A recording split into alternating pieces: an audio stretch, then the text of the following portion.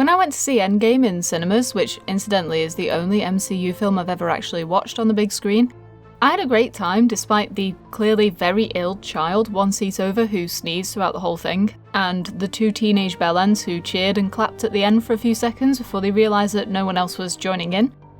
However, when I woke up the next morning, the first thing that popped into my head was, hang on, that didn't make any sense. The point is that some pieces of media surpass their absurdity and/or simplicity or other failings by virtue of being a bundle of joy to watch. Sure, the Marvel movies have their many faults, varying in nature and frequency depending on the film in question, but they tend to get away with it because the action, character banter, and cheeky sense of humour often makes up for their shortcomings in a way that most DC movies fail to comprehend. Now, if you've seen any of my previous videos, you may have noticed that I can be a bit of a nitpicker. I know it's hard to believe, but bear with me. I enjoy pulling apart the tiny details of a piece of media, looking for hidden meanings, complaining about things that might seem a bit silly. I just like whinging. I'm British, it's what we do. And let's be honest, in the current climate, whinging is what I'm spending most of my time doing, aside from drinking tea and ordering tons of Japanese sweets. The fact that I even bothered to watch Batwoman at all is a surprise in and of itself, given how little I care about literally every single DC TV show and film in the current universe, and the only MCU show I enjoyed is Jessica Jones. And good lord, Batwoman is certainly no Jessica Jones. But I've never cared about The Flash, Supergirl, Arrow, Legends of Tomorrow, Agents of S.H.I.E.L.D. I know that's Marvel, but it falls into the same category of things that I just don't care about. The list is practically endless at this point. A casual glance at any of the trailers for Batwoman will highlight its fascinating issues pretty quickly for anyone with even the slightest critical eye. Even the trailers don't seem to know what's going on half the time. So given everything I've just said, why on earth did I bother with Batwoman?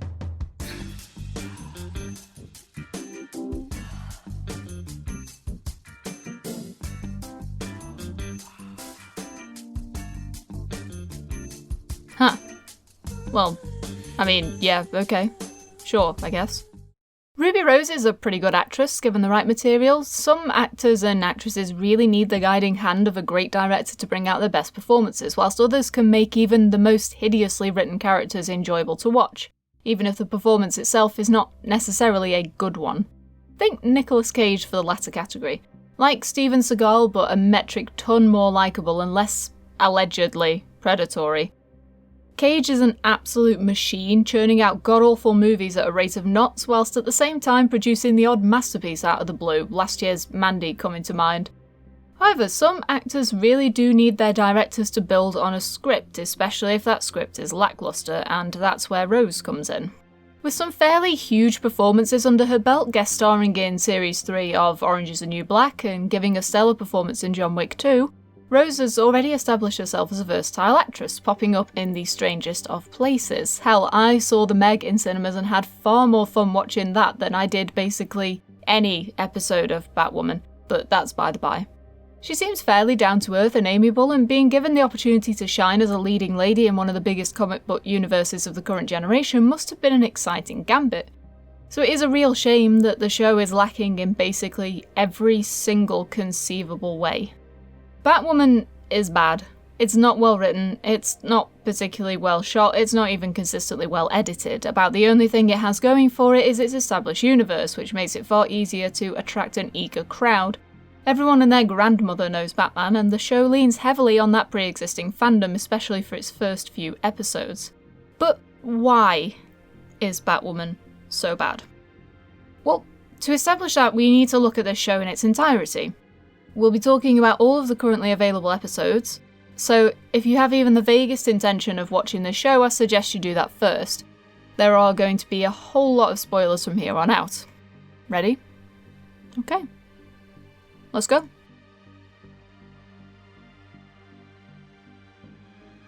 Every time somebody claims that Captain Marvel is the first female-fronted superhero film, I die a little inside. Did everyone collectively forget that Elektra was a film that existed? I mean, don't get me wrong, I understand why everyone decided that Elektra was not a thing, and Jennifer Garner was definitely never part of the MCU before the MCU was a tangible entity, as it were. But claiming that there was not a single female-led superhero piece of media prior to 2018 is disingenuous at best. I'm not gonna get into this too much because God knows I don't want to start an argument in the comment section, but the current political climate, particularly with the way that cancel culture has become this hideous amorphous monstrosity of what used to be a slightly more delicate bandwagon, is not necessarily favourable to media that has a clear political or sociological agenda. Making a big deal out of the gender or identity of your character over any other assets your media has is a surefire way of riling up the masses one way or the other. Whether or not the piece of media is actually good is often largely irrelevant when social media is so greatly focused on a pair of tits or lack thereof.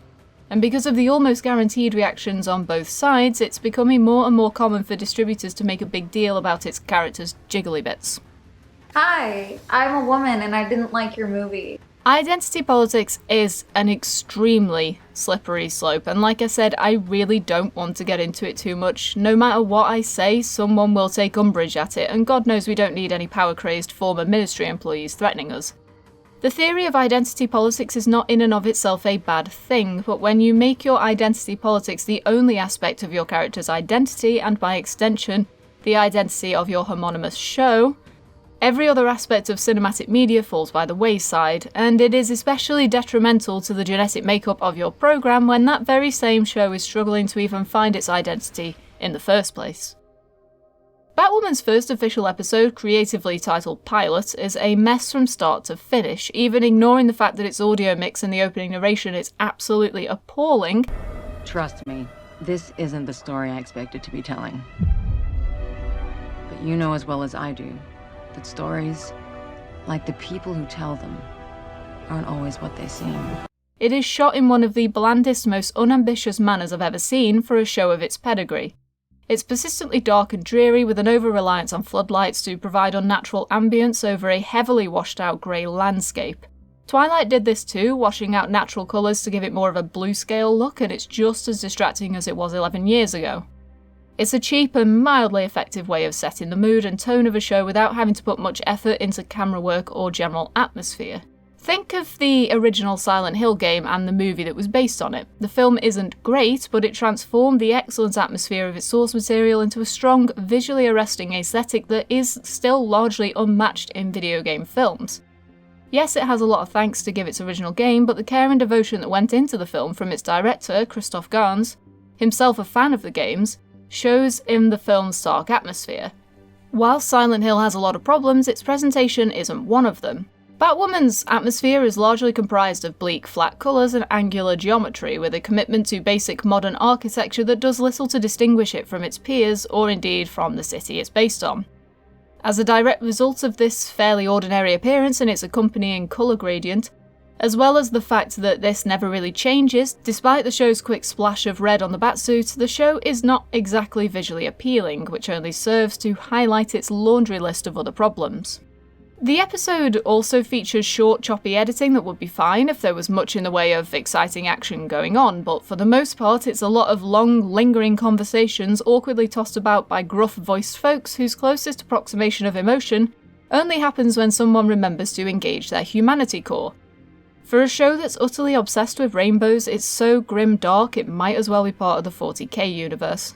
There's also just a stunning lack of care taken to making sure that the environment matches up with what's on screen. My favourite example happened relatively recently in episode 18, where these two are walking about having a conversation holding up an umbrella. It's not even bloody raining. And then there's the writing. Oh god, the writing. I'm not even talking about the dialogue, which is very circa 2005. Now, the biggest problem with the writing is that there just doesn't seem to be any sense of proper progression. At the time of writing this particular section, there are 14 episodes available, and it's impossible to even guess what the plan is to end this season, if there even is a plan at all. I'll talk about this more in relation to the characters and plot threads later, but there are several story arcs that play out over 1 or 2 episodes that could have been entire 12-episode season arcs by themselves. And this is partly an issue stemming from just how mind-bogglingly long these kind of shows tend to be. Just for perspective, it's extremely rare for British shows to be longer than 8 or 9 episodes per series, unless the show is a daily serial or comedy. Because of the push towards longer seasons in American television shows, if the team of writers doesn't have a concrete idea of what they're working towards, then the show ambles around and fumbles its own narrative as it tries to work out where on earth it wants to go. Don't get me wrong, this isn't entirely the fault of these shows being 22 or more episodes per series. Some shows do maintain a good consistency despite long seasons, where others fail miserably with shorter seasons, but it's a combination of this, along with a team of writers failing to work together or having different ideas for what they want from the show and its characters, coupled with the fact that from what I gather, some American shows are not actually filmed in their entirety before they start airing them, which allows the writers to change things on the fly. I understand this from mentions of characters who were only meant to appear once or twice in a series suddenly being written into more and more episodes, or being kept alive when they were supposed to be killed off due to positive audience reaction. Faith from Buffy is a great example of the latter. So, how on earth can anyone expect to maintain any degree of consistent writing and plot when you either haven't planned it out or have to change it at a moment's notice based on audience reaction? That's insane. When it comes to a show's identity, a good chunk of its appeal is grounded in its appearance. A well-crafted but otherwise underwritten show can still be enjoyable to watch as long as its visual gratuity is exciting enough to enjoy. Alternatively, a well-written show with a fairly basic style can be elevated by its dialogue and particularly its characters, but what happens when your show has no real unique flair, few or no interesting characters, and equally poor writing? Predictably, you end up with Batwoman. All of the problems that persist throughout the show can be seen in this opening episode. Generally speaking, a pilot episode functions as more of a proof of concept designed to be the pitch to studio executives that a show is worth picking up for a full series or season if you're American. As a side note, I am probably going to use both interchangeably without realising it. In America, they're called seasons of a show, with a series being the full thing, and in the UK, a series is the equivalent of a season, so 8 episodes is Series 1, 8 episodes Series 2, that kind of thing. I apologise for any confusion caused in advance. Not all first episodes of television shows are pilots, and not all shows even have pilot episodes, as not all concepts need proof to convince their stakeholders. A lot of shows may call their first episode the pilot show, but this isn't the case at all. You can generally tell when an episode is actually a proof of concept, and a great example of this, again, is the actual pilot episode for Buffy the Vampire Slayer, which can be found on YouTube. The episode is noticeably lower budget than its Season 1 recreation, there's a different actress for Willow, and the entire thing is a bit sloppier in production, because it doesn't need to be overproduced or fully loaded with that classic Joss Whedon wit and charm that we're so accustomed to. Somewhere along the way, I suspect that someone at the CW might have neglected to mention that this was supposed to be an actual episode, not just the pilot, because episode 1 of Batwoman is by far the single worst episode of the entire series. And this lack of care and attention to detail can't even be blamed on an inexperienced director. Marcos Siega has worked on a ton of shows, from True Blood to Vampire Diaries to Blind Spot and a lot in between. However, being experienced doesn't necessarily equate to being good. So let's take a look at some prime cuts of Batwoman's pilot episode.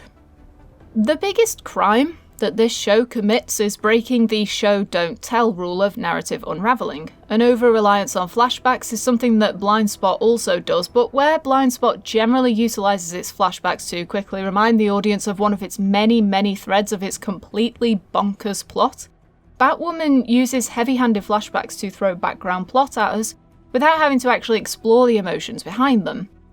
As a result of this, many of the characters are flat and lacking in effect, carrying the visage of a deep and weighty backstory with none of the flair or intrigue that should come with it, with one very notable exception. But let's talk about Sophie first. Sophie is a member of the Crows, a private security company founded by Jacob Kane, Batwoman's father, in the aftermath of Bruce Wayne and Batman's disappearance. She is Kane's second in command, handpicked by him after graduating from Point Rock, is married to another Crow whose name, face and general presence are so forgettable that he is literally written out of the show after a short while for lack of anything better to do. I'm just going to call him Grayson Holt.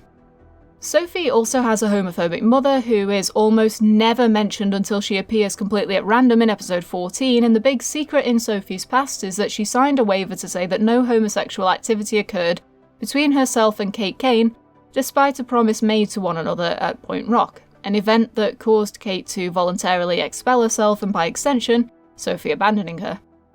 The problem with this story isn't in the details itself, but rather the way that it's presented to the audience. Providing all of this info in an easily digestible flashback is a cheap way of making sure that the audience understands exactly what's going on, what happened and what the stakes are, instead of letting the characters and their interactions bring the audience to a natural conclusion. Consider the scene towards the end of episode 1, where Kate discovers that Sophie is now married, to Grayson Holt.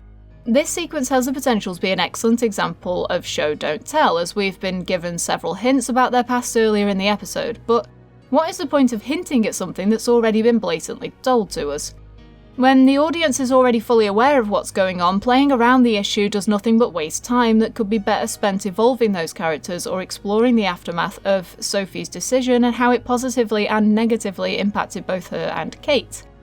This could then lead naturally into a bitter love-hate dynamic between the two that ultimately could resolve itself through Kate's acquiescence that Sophie is happy, while Sophie realises that actually, she really isn't. But the flashback ruins that opportunity completely. There's no impact to this scene and to Kate's reaction when we already know exactly why this is such a shock to her. In fact, it's such a big deal that the show makes a point of showing it to us twice in the first 5 minutes. These flashbacks are not necessary.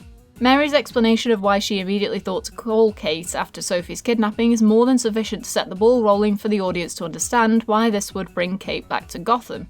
It's already obvious that Sophie is important to her. We don't need the point hammering in. But the show assumes that its audience is stupid, and because of this, its ability to have its characters interact naturally and dynamically falls flat on its face. To understand why this is such an issue and to set the stage for how this detrimentally affects the rest of the show, contrast this overzealous use of flashbacks and hammering the point home to the simple, refined interaction between Villanelle and Nadia in episode 4 of Killing Eve, series 1. There are no flashbacks detailing what happened or what drove them apart, no hazy memories lit by soft orange glows and gentle string music. We understand all that we need to know through expressions, subtle jibes, and sweet talking. Whilst it is true that the audience is more familiar with Villanelle as an individual by this point than we are with Sophie and Kate, we still know next to nothing about her past, and that mystery is what intrigues us and what guides us towards seeking out those small little details in the environment. Emergent storytelling, as it were, is one of Killing Eve's strongest points. We don't need to be flat out told that Constantine is Villanelle's handler. We can infer that in the sly, smart interactions between them when they are shown together for the first time. Batwoman, on the other hand, doesn't know how to make its audience understand the emotions they are supposed to be feeling unless it lets us know beforehand exactly why everyone is so downcast all the time. As a result, our connection to the characters is threadbare at best, informed only by what we have been directly told. The episode shows us that we don't need to think too hard about what we're seeing, because the show is going to make damn sure we know exactly what's going on, whether we need to know or not. Still, at least Sophie has some modicum of character about her. She's tough, independent, taking charge when it matters, and her commitment to her job often supersedes her familial emotions. She's not necessarily an interesting character, since as of now she's not had much of an arc, beyond determinedly trying to convince people that Kate is Batwoman, for no real tangible reason other than Kate might get herself in trouble or something. Although whether or not that is her actual motivation changes from episode to episode. Even so, Sophie is relatively consistent in her writing, and her actress, Megan Tandy, does a fine job with what she has to work with. The same absolutely cannot be said for Batwoman herself, Kate Kane. Kate has no character, at all. She is defined by the people around her, like a particularly bland sun around which all the other planets orbit out of a sense of duty rather than desire, and her connection to other characters is often the only reason why certain story and character decisions are made, rather than any attempt at actual personal conviction from Kate herself. Her identity is completely reliant on everyone else. Bruce Wayne is her cousin, Alice is her sister, Sophie is her ex, and so on. Her father runs the Crow's security company, but how has that really impacted her life? We have no idea, because other than a quick throwaway line in the first episode, it's never explored. We're told that she's an excellent marksman in the exact same episode where it is used as a plot convenience, and then thrown away, never to be mentioned again. And as an aside, this is another example of us being told something about the characters through flashbacks rather than letting the scene organically speak for itself. She feels guilty for not being able to rescue her sister from a car crash many years previously, but we never really get the impression that this has had a huge impact on her life, because in the alternate timeline events, we discover that she still followed a similar path in life despite saving her sister, Beth. later Alice, with the only real exception being that she finished her academy training at Point Rock. She is also extremely naive at points, making some honestly terrible decisions that deserve to be punished, if I'm perfectly frank. She's forever getting herself captured or tangled up in a mess, and even when wearing the bloody costume, she seems equally as competent or incompetent as when she's without it. In the most recent episode, despite numerous previous idiotic decisions, she is standing in a suspiciously empty room with the book she's looking for sitting suspiciously on the table, instead of in its safe, and it's so bloody suspicious it hurts. She even says it's pretty weird. So what does she do? She just grabs the book because she's an idiot. Literally any other action would have been smarter here. Throw a batarang at the book in a way that knocks it off the table without damaging it. Throw something else at the book. Look around for traps. Use the fancy sights in your bat cowl to scan the surroundings. Literally anything other than, yeah, let's just grab the book we've been repeatedly told is supposed to be stashed in a safe but is currently sitting on the table. What could possibly go bloody wrong? Do you know why this happens? Because the writers needed a contrivance of some kind to convince Kate to let her stepsister Mary help her out in future Bat missions, instead of having Kate come to the conclusion naturally, or let Mary have some kind of epiphany not based on Kate being in trouble. They just had Kate act like a monumental moron, forcing the only other person who could possibly help into a dangerous situation just to prove she is capable. I cannot stress how many times Kate gets knocked out, knocked down, tied up, or otherwise incapacitated through her own incredible stupidity. The writers treat their own character like a complete mockery. Forcing your character into dangerous situations can be a great tool to assist in character growth, but when it happens so bloody often, you begin to wonder why on earth she even bothers in the first place. Or indeed why anyone in their right mind would have any faith in her ability to help them at all. Anytime Kate comes close to some kind of personality awakening, it's almost always in service of somebody else's development, not her own. A prime example is a scene in episode 7, Tell Me the Truth, wherein Kate and Sophie meet up for a meal at a restaurant run by a homophobe. The setup is that this restaurant was rescued from a shooting at the start of the episode, and I would imagine that the writers were going for a sense of dramatic irony in having Batwoman's heart-to-heart be interrupted by the very man she saved being a giant tool. But all this does is serve to highlight that the show is more interested in its ideological leanings than it is in letting those same ideologies inform the characters. Having these themes does not inherently make Batwoman a bad show, it's what it does with them that makes it so. The problem with this scene, like many others in the series, is that there is no room given to allow the characters to breathe and unload their emotional weight on each other. Instead, Kate goes off on one at a random hypocrite who has no real relevance to the plot other than to be there specifically for this argument. The argument does not propel Sophie and Kate's relationship, all it does is drive them further apart in a show that is so damn devoted to telling us that these two are destined to be together, before it drops that plot thread entirely in favour of random hookups or blasts from the past. Forging the pattern its future character interactions will follow, this scene is set up, the opportunity presented for the two to have their first real discussion in years, but the interruption prevents them from airing their grievances with each other in a way that serves the plot. And because there's no grander narrative at play, all that happens is that the scene feels like a complete waste of time. Surrounding yourself with characters who have an identity does not give you an identity. If Batwoman was interesting but all the other characters weren't, this show wouldn't be half as bad as it is. But because its main character is so incredibly underwritten and outshone on all counts by almost every other character on the show, the series instead becomes a facade of a superhero program. It has the cape and the boots, but it has no idea what to do with them, and instead fumbles around for 45 minutes each week in some vague semblance of a moving plot. You cannot create a show like this that has such a weak main character, especially when that character is the one whom the plot is supposed to revolve around. It can definitely be argued that Batman is the least interesting character in his own franchise, with his villains' varying personalities being overwhelmingly more interesting than his, but Bruce is at least a character with an arc and a backstory that affects his decision to become Batman. He became the thing he feared, tormented by the deaths of his parents. Kate's decision to become Batwoman is motivated entirely by happenstance, when she by chance notices a secret switch that leads to the Batcave and then decides to basically steal the suit and the gadget so that she can rescue Sophie. Her sister's sudden reappearance is actually a secondary impact on her becoming Batwoman. She doesn't don the suit to protect Gotham, she dons it to protect Sophie and her own ego. And when she realises that she was less than stealthy about doing so, she continues to wear the suit for several episodes, more out of obligation than out of any real drive to protect the people of her city. Speaking of Beth, or Alice as she is now known, she is by far the most interesting, well-written and well-developed character in the entire show, and the only one for whom the frequent flashbacks are not just relevant, but necessary. She is the only character whose emotions I ever really believe. When she gets angry, it shows in her eyes. When she's distressed, she regresses, becoming younger, childlike, the vulnerable young girl whose life was destroyed by a psychopath. She's cunning and witty and uses her alleged madness as a mask for the broken woman within. And the way that she does so is excellent, in large part due to Rachel Skarsten's excellent portrayal. She is the shining star in this show, and honestly, someone Batwoman really needs to be in any way even remotely memorable. When Alice is on screen, she shines. I think the show writers know this because she is the only character whose antics and backstory has the room it needs to expand and engage with the audience. Don't get me wrong, the writing for Alice has its own problems, but all in all, she has a good amount of time given to letting the small details of her ordeal be drip-fed to the audience.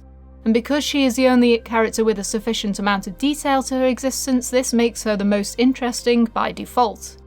Easily the strongest example of this is episode 15, which shows the last few days of her time in captivity, and the event that caused her to snap and break free.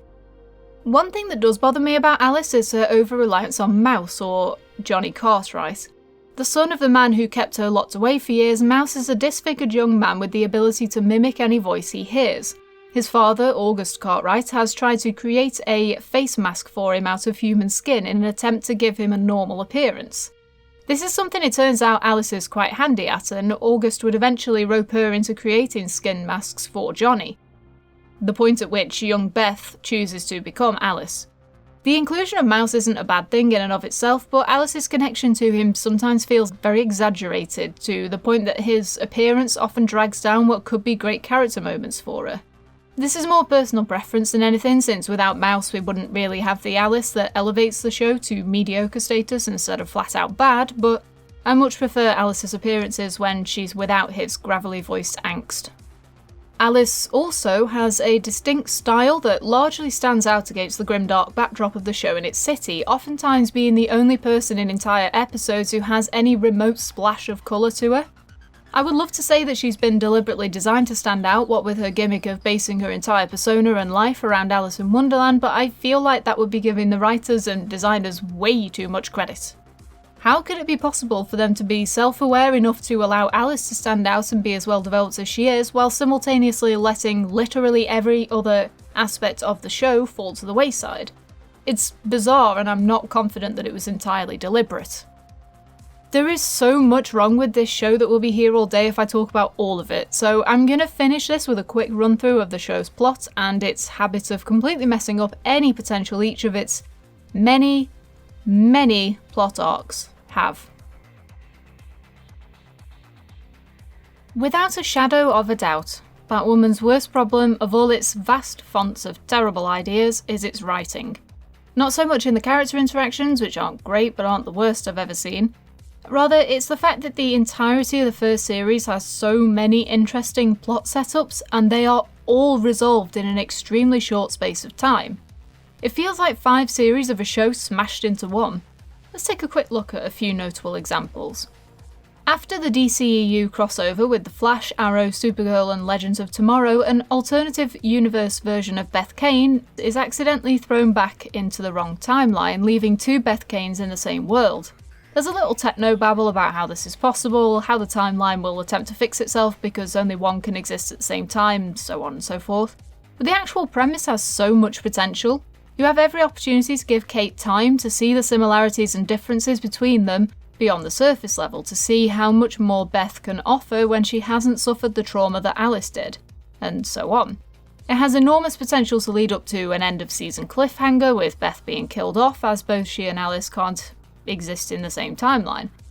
This in turn has similarly great potential for Kate's growth of character. Shock of shocks, it could even have helped her with her lacking personality. This plot arc is started, explored, and ended within 2.5 episodes. It's quickly forgotten about, and after the episode immediately following Beth's death, it is never brought up again. The show also feeds us small bits and pieces of information about August Cartwright, the man responsible for Beth's transformation into Alice. He's clearly shown to be a monster, but at the same time made one at least in part by the actions of his psychotic mother.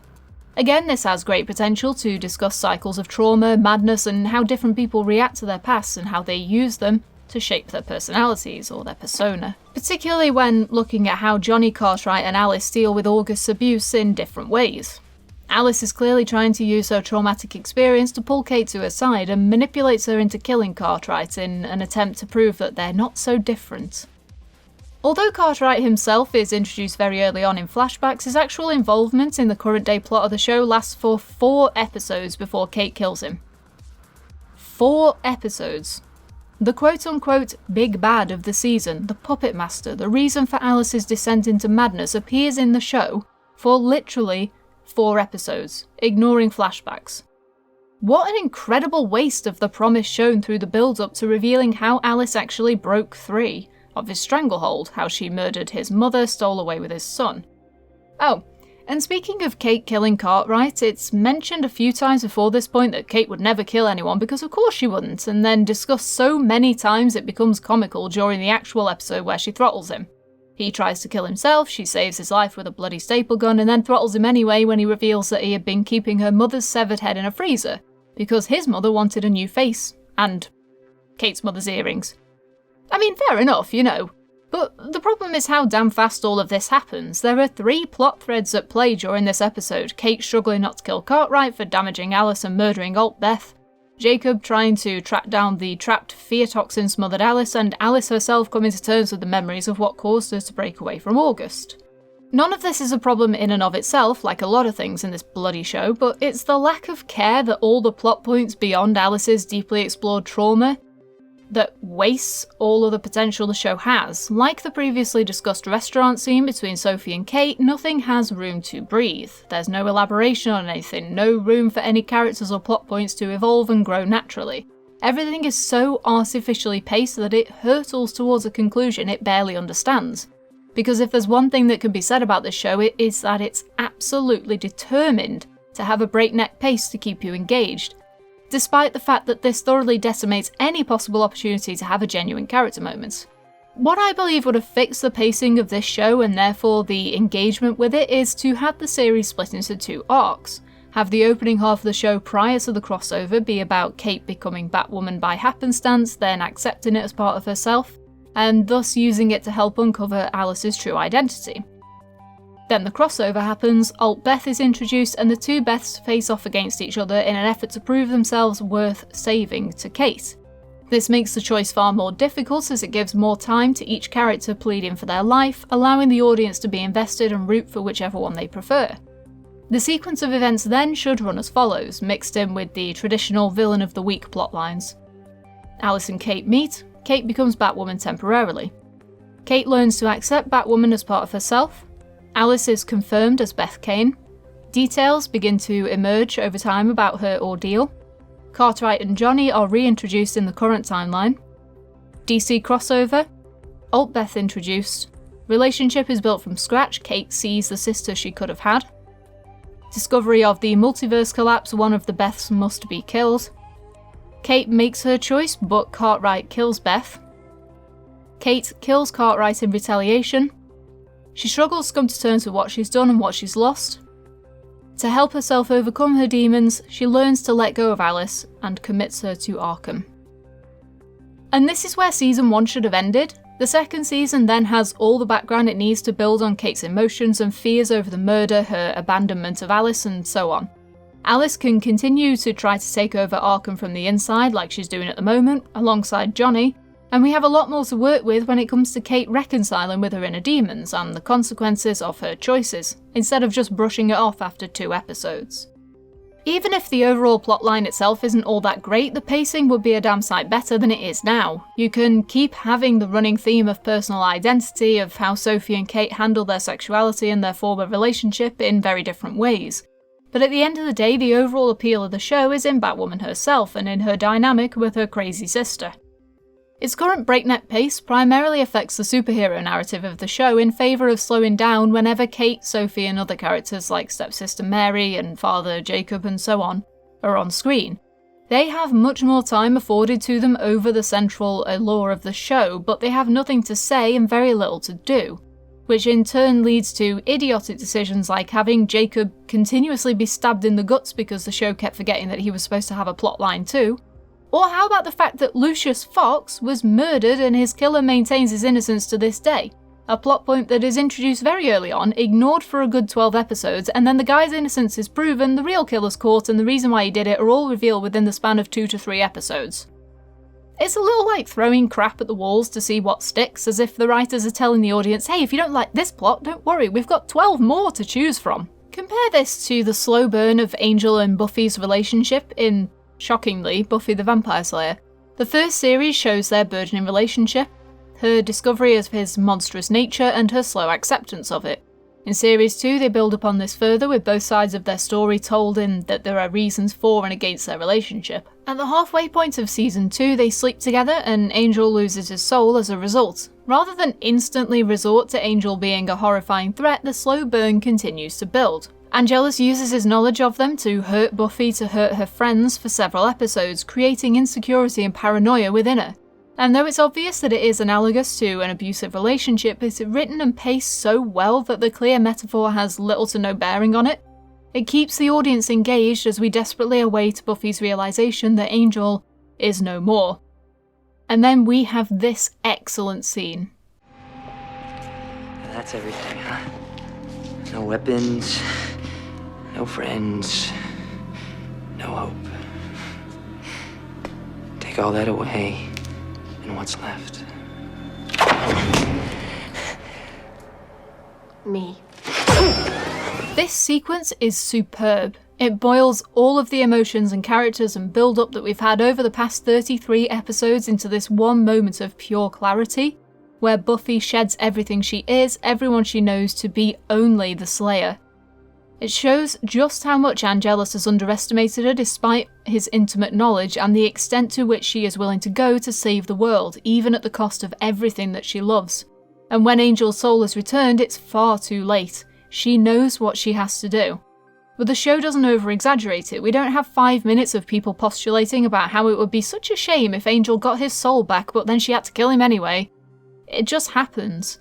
It's raw and it's real and it's excruciatingly clear how soul-destroying it is to Buffy, but she has to do it because there are greater things at stake, but also because she knows that Angel could never forgive himself either.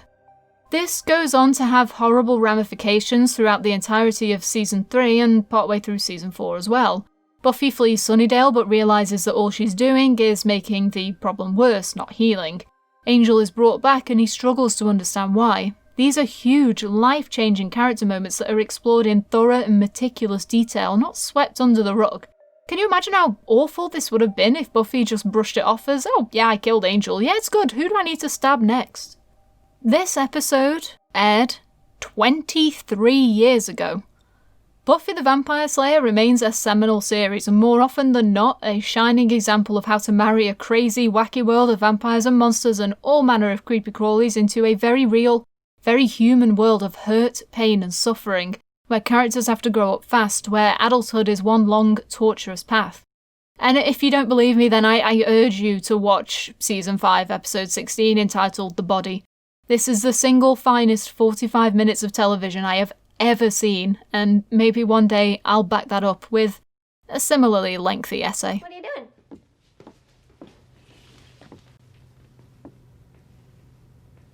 Mom? Mom? Mommy? For now, let's just leave off discussing the writing with this scene from Season 3, Episode 10 of Buffy the Vampire Slayer, entitled Amends.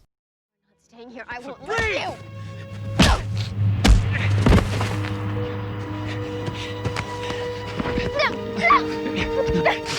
Am I a thing worth saving, huh? Am I a righteous man? The world wants me gone. What about me? love you so much. I started writing this script a long time before the news came out that Ruby Rose had exited the show and that the role of Batwoman was being recast. Around the time episode 12 was aired was when I knew I wanted to discuss this. And to be honest, part of me wanted to talk about Batwoman simply as an excuse to gush about the best parts of Buffy the Vampire Slayer, and how much that show set the template for excellence in television in the late 90s and early 2000s. Buffy as a show is extremely important to me. It's one of the reasons why I went on to study media at university, why I wanted to get into television production at one point, and eventually why I started making YouTube videos.